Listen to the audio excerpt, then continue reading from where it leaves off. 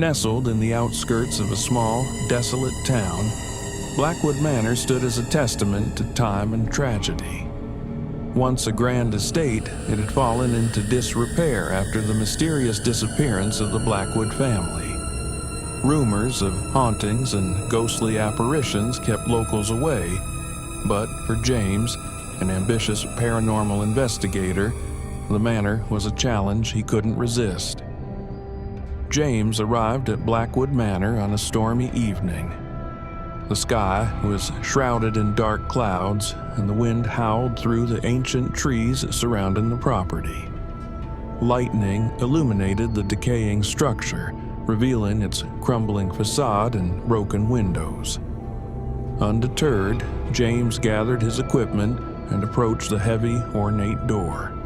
It groaned open, revealing the dark, musty interior. Inside, the air was thick with the scent of mold and decay. Dust covered every surface, and the once elegant furnishings were now tattered and broken. James set up his cameras and audio recorders, determined to document any paranormal activity. As he moved deeper into the manor, he felt a growing sense of unease, as if unseen eyes were watching his every move. In the grand foyer, James found an old family portrait. The Blackwood family stared back at him, their faces strangely lifelike. He noticed something unsettling.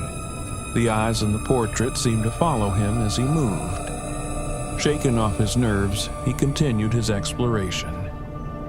The first night was uneventful, with only the sounds of the storm outside. But as the clock struck midnight, the atmosphere changed. James heard faint whispers echoing through the halls, though he was alone. Shadows flickered on the walls, and the temperature dropped sharply. His breath became visible in the cold air. James followed the whispers to the library, where he discovered an ancient leather-bound book on a pedestal. The book was filled with cryptic symbols and eerie illustrations. As he examined it, the whispers grew louder, and he felt a presence behind him. Turning quickly, he saw nothing, but the feeling of being watched persisted. Determined to uncover the manor's secrets, James delved into the book. He learned of a dark ritual performed by the Blackwood family in a desperate attempt to gain immortality. The ritual had gone horribly wrong, trapping their souls in the manor for eternity. As he read the final passage, the room grew colder, and the whispers turned into anguished cries. Suddenly, the library door slammed shut, and the room plunged into darkness. James's flashlight flickered and died, leaving him in pitch blackness. He heard footsteps approaching, slow and deliberate.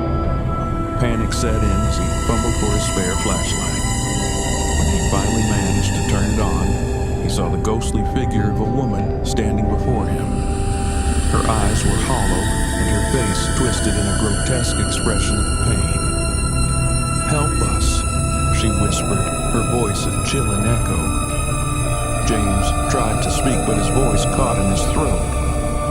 The ghostly figure reached out, her cold hand passing through him, filling him with an icy dread.